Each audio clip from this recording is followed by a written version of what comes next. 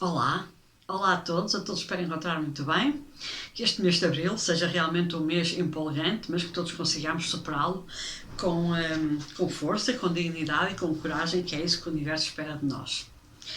E hoje a minha partilha tem a ver com Deus, ou com aquilo que nós quisermos chamar como Deus.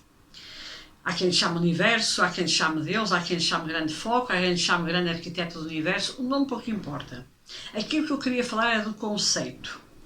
E não do conceito de Deus, que não vou discutir aqui, nem tenho essa pretensão, mas sim aquela famosa pergunta que todos nós fazemos, que é: porquê é que os bons partem e sofrem? E porquê é que os maus permanecem e não partem?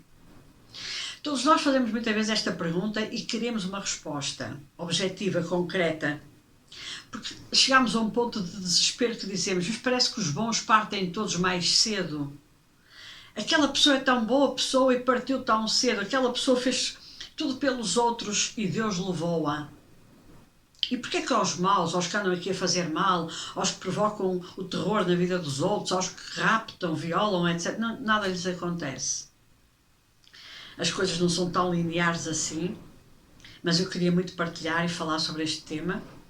E se cada um tiver vontade de opinar e de também dar o seu testemunho e a sua clara evidência, enfim, aquilo que pensa sobre o assunto, aqui embaixo tem a oportunidade de exprimir as suas ideias e de falar sobre elas com dignidade e com educação, mas sim, tem sim senhora, e fico muito grata pelas vossas opiniões.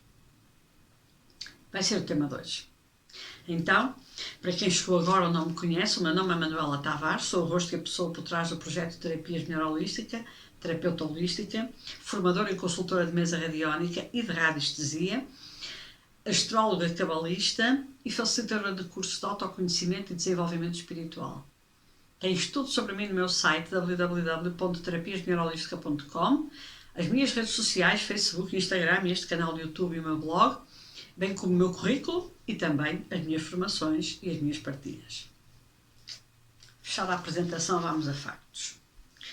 Se estivesses frente a frente com Deus, seja Deus o que for, a ideia peregrina que os católicos espalharam no mundo, aos cristãos, mas mais os católicos, que Deus é um homem de barbas e de cajado na mão, eu não sei onde é que eles foram buscar essa ideia fantástica, mas tem prevalecido e tem valido, porque eles realmente têm realmente conseguido que essa imagem passe e perdure ao longo dos séculos. Mas não, a priori Deus não será um homem de barbas e de cajado. Aliás, nem sei porque é que Deus tem de ser masculino. Deus, vamos lhe chamar assim. Mas todos nós queríamos ter aquele confronto direto, aquele confronto que não é confronto, aquele tete-a-tete direto com Deus, para fazer uma série de perguntas que gostaríamos de ver respondidas. E quando nós estamos perante o desencarne, ou o sofrimento, até o sofrimento de alguém que sabemos que teve uma vida impoluta, que teve uma vida dedicada aos outros, que teve uma vida de generosidade, de entrega, de amor ao próximo, que teve uma vida realmente até voltada para os mais desfavorecidos, sejam mais desfavorecidos quem for, e vemos que aquela pessoa está com uma doença terrível, ou partiu até inesperadamente, que aconteceu recentemente aqui em Portugal e não só. Creio que, como eu estou muito associada e sigo muitas páginas de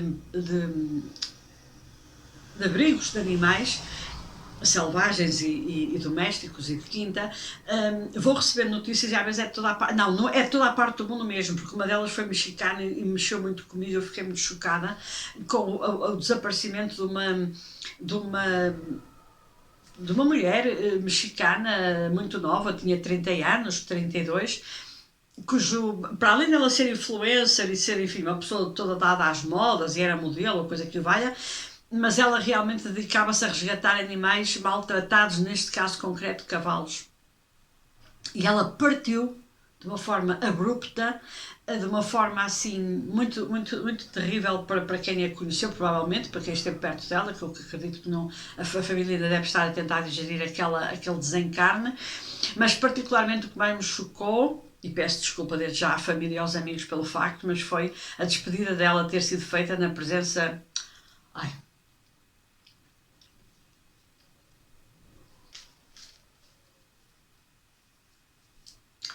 isto mexe tanto, ter sido feita na presença dos cavalos.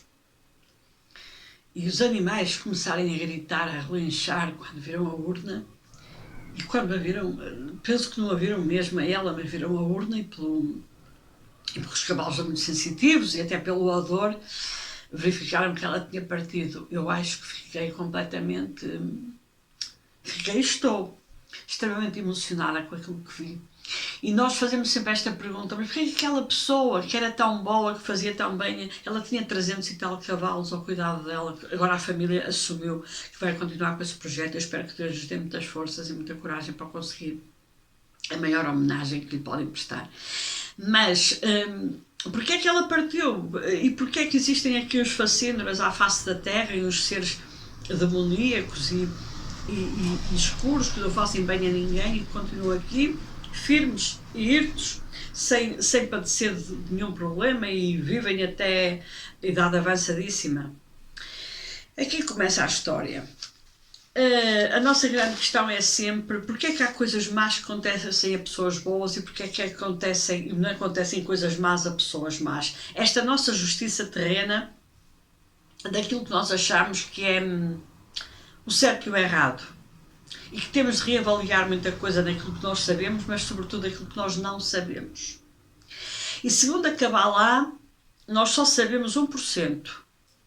1%. Portanto, há 99% de conhecimento que nós não sabemos, que nós não temos a mínima ideia, que nós não vemos, que nós não ouvimos. Porque senão, reparem, há cores que aos nossos olhos não conseguem ser detectadas. Há frequências de som que os nossos ouvidos não conseguem apanhar. Nós temos uma capacidade intelectual desenvolvida, nós temos uma capacidade cognitiva desenvolvida, mas nós no fundo estamos a anos-luz de entender o mundo, de entender a nossa própria vida, de entender inclusivamente a nossa própria existência. Quando nós sabemos que só sabemos de 1%, então se há 99% que nós desconhecemos, então estamos muito longe do conhecimento, na verdade. Portanto, por muita sabedoria que tenhamos, por muito desenvolvimento intelectual que tenhamos tido e que temos, a força incomensurável do universo e a sabedoria incomensurável do universo, nós somos menos que uma formiga, nós somos poeira cósmica no meio deste conhecimento todo. Há uma famosa frase ou uma parábola na Bíblia, no Antigo Testamento, quando Moisés pede a Deus para o entender. E falou com ele e pediu-lhe que o queria ver. E Deus respondeu-lhe: tu poderás ver as minhas costas, mas nunca poderás ver o meu rosto. Isto é uma metáfora, evidentemente. Pobre daquele que interpreta o Antigo Testamento e até o Novo, ou quer que seja, à linha, exatamente, ipsis verbis. Pobre daquele que realmente vai nadar em águas turvas.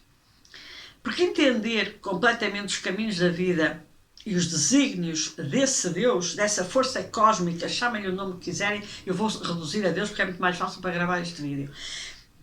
Entender completamente os caminhos da vida e estes famosos desígnios de Deus, ninguém que está vivo poderá fazer. E isto também está escrito. Mas depois de desencarnar, sim. Já noutra dimensão e sem a densidade do corpo físico, poderemos ver o todo. Poderemos entender os quês e os porquês da nossa existência, os quês e os porquês da nossa vida e da vida dos outros, entender aquilo que mais nos preocupa e aquilo que mais mexe connosco. Mas o que é que eu ando aqui a fazer? Que dharma, que propósito divino é este que eu tenho? A vida não começa nem acaba na Terra, a vida para além da vida é a vida verdadeiramente, e é nesse plano que tudo se é compreendido, julgado, analisado e revisto. E eu diria até reinventado.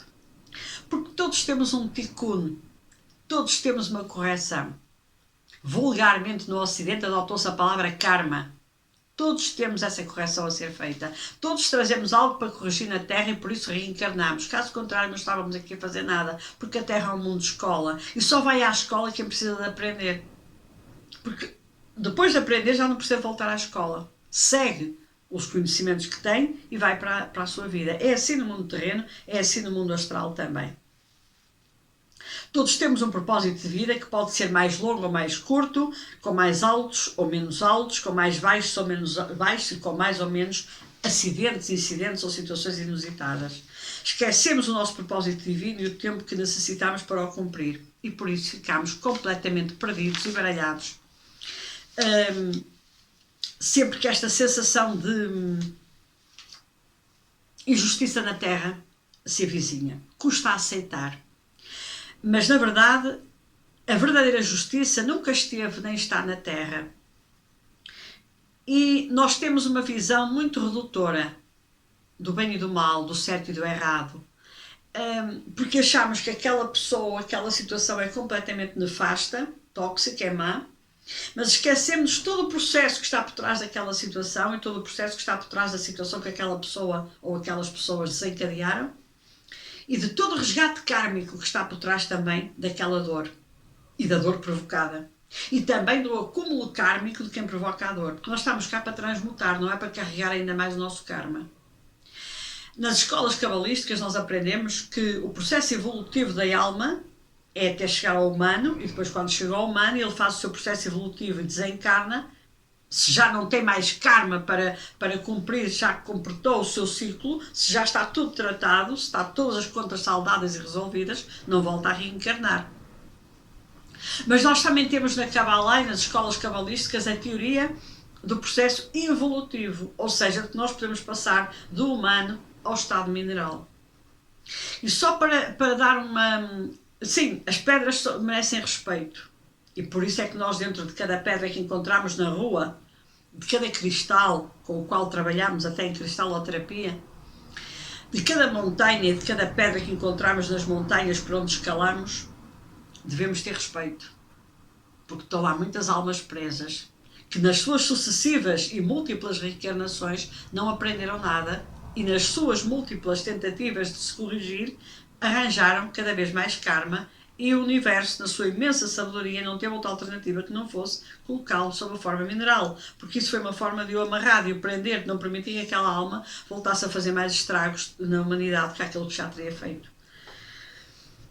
E há uma história muito engraçada sobre o vento, uma história cabalística que não é uma história, é uma definição cabalística do porquê do vento, porque é que o vento fustiga as árvores, porque é que o vento fustiga as folhas. E esta parte é muito interessante e eu gostaria muito de a partilhar. E eu penso que este pequeno exemplo que eu vos vou dar resume muita coisa, para além das pedras e dos cristais, daquilo que é o processo evolutivo ou involutivo da nossa alma. O vento, o que é o vento? O vento representa o karma ou o tikkun do rigor contra as folhas das árvores. Há pessoas que falam mal do próximo. São pessoas dadas à escovilhice, como dizem os ingleses, gossip, a expressão brasileira para isto é fofoca.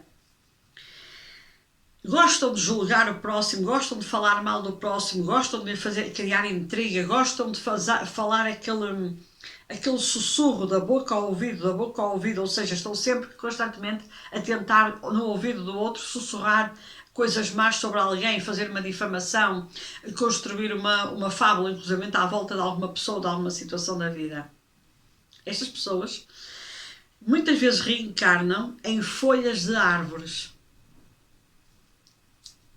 É engraçado ouvir isto. Reencarnam em folhas de árvores e têm que suportar o vento que as fustiga.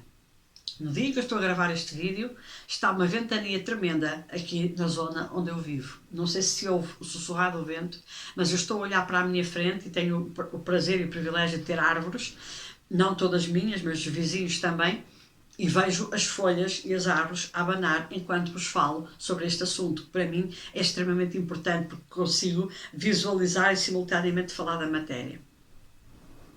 E por isso, tal como as pessoas que fazem má língua, que fazem fofoca, que sussurram ao ouvido das outras em maldicência, em difamação e em julgamentos excessivos sobre alguém, também o vento faz esse sussurro, esse gossip, essa fofoca nas próprias folhas.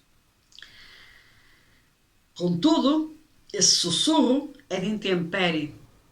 E ele é um sussurro que fustiga, que bate, que enxota, que que chicoteia as folhas, e por isso as folhas das árvores e os respectivos galhos que as suportam sofrem imensos abanões, imensos movimentos, alguns deles tão dramáticos que o galho cai, as folhas caem, porque são tão fustigadas pelo vento que a própria árvore cai. Agora, quando nós vemos estes episódios à nossa frente, fruto do inverno ou fruto de uma intempérie, agora, mais do que nunca, conseguimos perceber espiritualmente o porquê das coisas acontecerem dessa forma. Não deixamos de lamentar o facto de uma árvore ter sido arrancada pela raiz, ou de uma árvore ter partido, ou de um galho de uma árvore ter partido, de um cano, de um braço da árvore estar partido, e das folhas caírem ao chão. Quando chega o outono, vemos as folhas das árvores despidas e dizemos as árvores estão despidas, aproxima-se o inverno, etc. Mas mais do que nunca agora, com este conhecimento espiritual, temos de ter a consciência do porquê disto acontecer. E espiritualmente, a razão de existir vento, ou uma delas pelo menos, é esta que acabei de contar. É fustigar as folhas que podem estar cheias de pessoas, de almas de pessoas que reencarnaram em folhas de árvores. Porque tiveram uma vida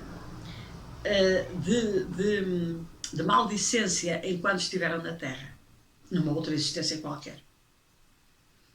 E nós continuamos a achar que a justiça tem de ser sempre feita à frente dos nossos olhos. Tudo tem de acontecer aqui, nós temos que ver o não sei quem que matou não sei o quê, ou o fulano ou fulana que desencadeou uma guerra não sei onde, ou aquele que roubou um banco, ou um governo que rouba o dinheiro ao seu povo. Claro que sim, claro que nós todos procuramos esta justiça na Terra e temos que fazer por ela. Por isso é que nós também, por sua vez, reencarnamos em países completamente diferentes, com karmas, com ticunhos também por si só completamente diferentes. Quem reencarna em Portugal, reencarna para ter desafios neste país. Quem reencarna na Suécia já não os tem.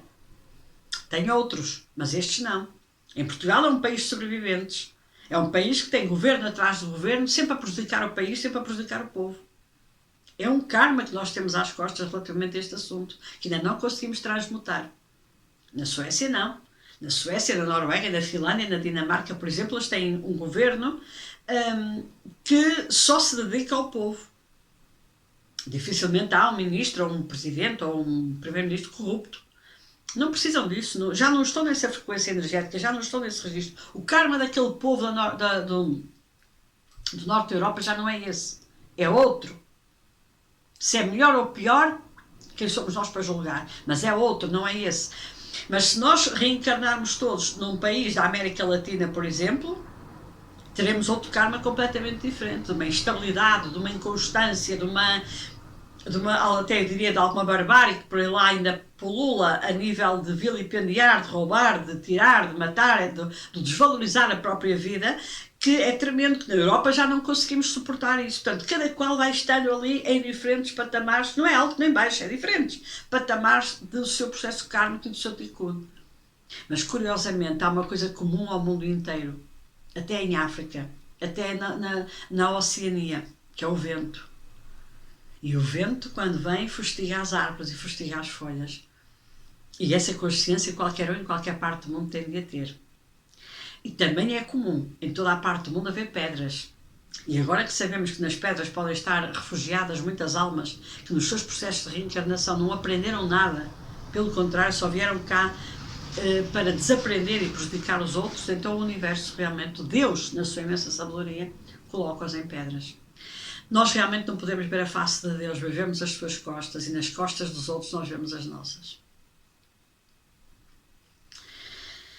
Sem apontar o dedo a ninguém, cada qual no seu caminho, ao seu tempo e à sua forma e maneira, todos estamos cá para aprender. Como em qualquer escola. Há bons e maus alunos em todas as escolas, há uns que repetem o ano, há outros que faltam muito, há outros que são excelentes alunos que se esforçam e que conseguem chegar bem longe na sua carreira académica. A Terra é exatamente isso. É essa escola. Compete-nos a nós escolher ou não ser bons alunos. Ou bons ou maus alunos. Esse é o livre-arbítrio de cada um. E nós quando perguntamos a Deus, mas porquê é que os bons partem e os maus ficam? A pergunta está errada. Porque cada um tem o seu tikkun, cada um tem a sua correção. E se a Terra é um mundo de escola, haverá alguém que queira estar na escola a vida toda? Não. Quem fica sofre porque vê partir aqueles que ama e não se convence que aquilo que partiu foi para um sítio melhor. E complicadíssimo, eu sei. Todos nós padecemos desse mal. Ou desse bem. Depende da perspectiva. Mas é um processo de aprendizagem.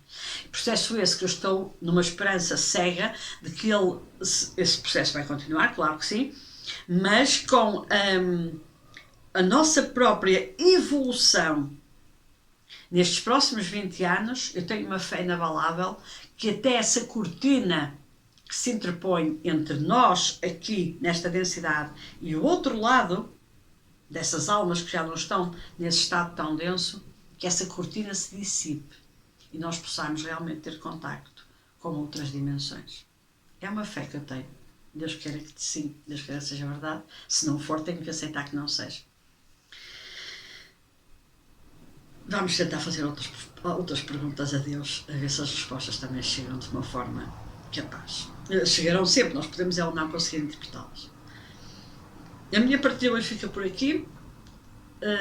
Desejando a todos um excelente mês de Abril. Sabemos que ele vai ter estas vicissitudes todas e que nos vai pôr à prova e que nos vai fazer questionar tanta coisa na nossa vida e à nossa volta, e com muita dor, porque o ser humano só aprende pela dor, é assim mesmo. Os anjos nos abracem, nos iluminem, nos indiquem sempre o caminho, e esse farol que se chama fé nunca nos abandone, precisamos dele todos os dias para poder seguir pelo caminho certo e para vermos sempre ao longe. Dá jeito. Um grande abraço de luz e até à próxima partilha.